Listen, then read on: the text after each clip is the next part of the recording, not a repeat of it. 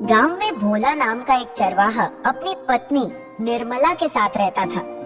दिन में वह लोगों की भेड़ बकरियों को चराने के लिए ले जाता था और शाम को उन्हें गांव के बाहर के बारे में छोड़ देता और वहीं वह अपनी एक छोटी सी कुटिया में रहता था। सारी रात जंगली जानवरों से भेड़ बकरियों की रक्षा के लिए वह पहरा देता था। भोला भोलेनाथ का परम भक्त था। वो हर समय ओम नमः शिवाय का जाप करता रहता था। इस बात से गांव वाले बड़े संकोच में रहते थे।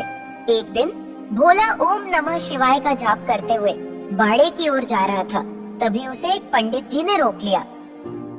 ओम नमः शिवाय, ओम नमः शिवाय, ओम नमः शिवाय, ओम नमः शिवाय। क्या भोला, तू दिन भर तो भगवान शिव का नाम लेता रहता है और 5-5 दिन नहाता नहीं है। ऐसे भगवान तेरी पुकार सुनेंगे भी? क्यों करता है ये? पंडित जी, नहाने का तो समय ही नहीं मिल पाता। क्या करूं, काम ही इतना होता है। और रही बात नहाने से क्या होता है, मन साफ होना चाहिए। मैं तो प्रभु की भक्ति में लीन रहना चाहता हूँ, प्रभु के दर्शन चाहता हूँ और इस जन्मों के चक्कर से मुक्ति चाहता हूँ। इसलिए हर समय भोलेनाथ का नाम जपता रहता हूँ। पर भोला, प्रभु तुझे ऐसे दर्शन नहीं देंगे। अच्छा, तो आप बताइए, मैं भोलेनाथ की भक्ति कैसे करूं? कैसे मुझे भोलेनाथ के दर्शन प्राप्त होंगे? भोलेनाथ के दर्शन करने के लिए तुम्हें रोज सुबह उठकर नहाना होगा। सुबह शाम भोलेनाथ की पूजा करनी होगी, उनके मंत्र का जाप करना होगा।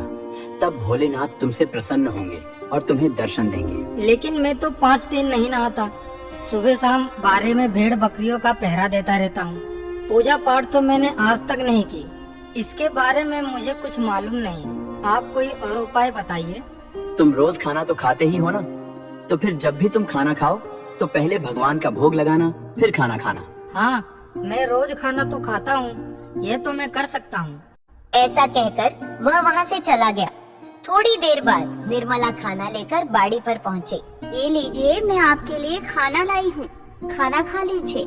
ठीक है निर्मला, तुम खाना रख दो और चली जाओ, मैं खाना खा लूंगा। निर्मला खाना रखकर वहाँ से चली जाती है। निर्मला के जाने के बाद भोला खाने खाने बैठा और इस बार भगवान भोलेनाथ का ध्यान करने लगा। ओम नमः शिवाय, ओम नमः शिवाय, ओम नमः शिवाय। हे भोले बाबा, भोग लगाइए, आपके बाद मैं खाना खाऊंगा। भोला अति भोला था। उसे लगा कि भोलेनाथ स्वयं भोग लगाने आएंगे। वह हाथ जोड़े बैठा रहा, लेकिन खाना तो वैसे ही रखा था। उसने कई बार भोले बाबा को आवाज दी कि वो भोग लगाए, लेकिन कोई नहीं आया। ऐसे ही दोपहर से शाम हो गई। भोला भूखे पेट शाम तक भोलेनाथ का इंतजार कर रहा था, लेकिन अब भोला को गुस्सा आ गया।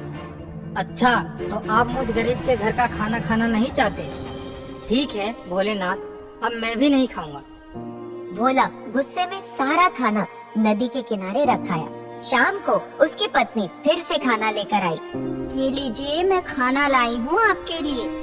हाँ हाँ, यहीं रख दो। ठीक है, सुबह का खाना कैसा बना था? मैं क्या जानूं? क्या? और ये बर्तन कहाँ रख दिए? दिख ही नहीं रहे। खाली बर्तन दे दीजिए, मैं चली जाती हूँ। कोई नहीं, मैं खाली बर्तन खुद ले आऊंगा, तुम जाओ अभी। निर्मला वापस से खाना रखकर वहाँ से चली जाती है। निर्मला के जाने के बाद भोला फिर से भोले बाबा को याद करने लगा और भोग लगाने को कहने लगा। हे भोलेनाथ, आइए और भोग लगाइए। ये बोलकर वो भोलेनाथ के इंतजार में बैठ गया। काफी इंतजार के बाद इस बार भोले बाबा नहीं आए। शायद भोलेनाथ मुझसे नाराज हैं, इसलिए भोग लगाने नहीं आ रहे। पंडित जी ने कहा था, जब तक भोग ना लगाओ खाना मत खाना। ठीक है, अब मैं भी देखता हूँ कि भोलेनाथ मुझसे कब तक नाराज रहते हैं। ये सोचकर उसने वह खाना नदी के किनारे रख दिया। अब भोला रोज ऐसे ही भूखा रह जाता। निर्मला रोज उसके लिए खाना लाती। वो शिव जी को भोग लगाने को बुलाता और कोई नहीं आता तो वो सारा खाना नदी के किनारे रखाता। ऐसे ही एक हफ्ता बीत गया। खाना ना खाने की वजह से भोला की हालत बिगड़ने लगी। उसका शरीर कमजोर होने लगा।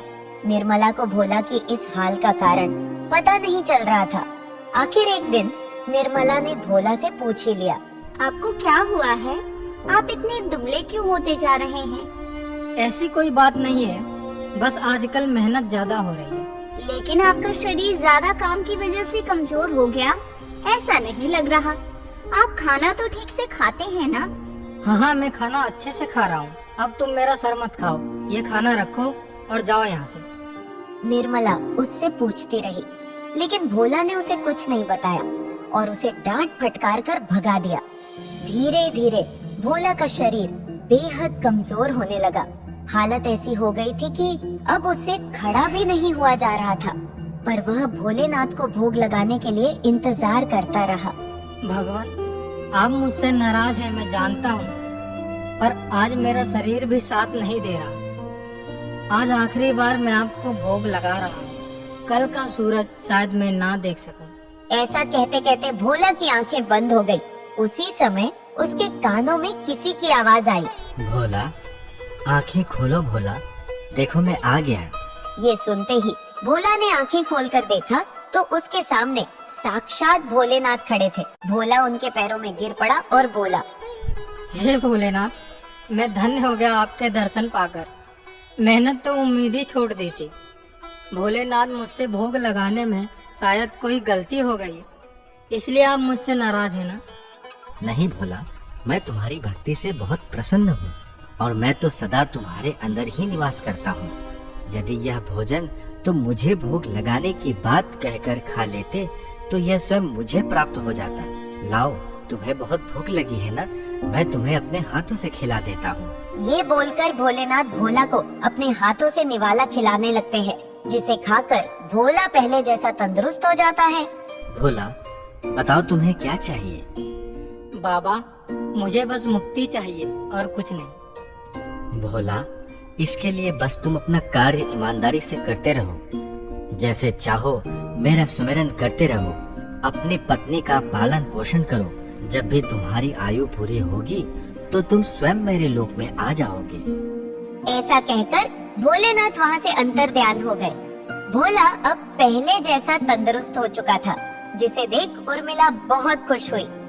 इसके बाद भोल का अब बस भोलेनाथ के बताए रास्ते पर चलने लगा।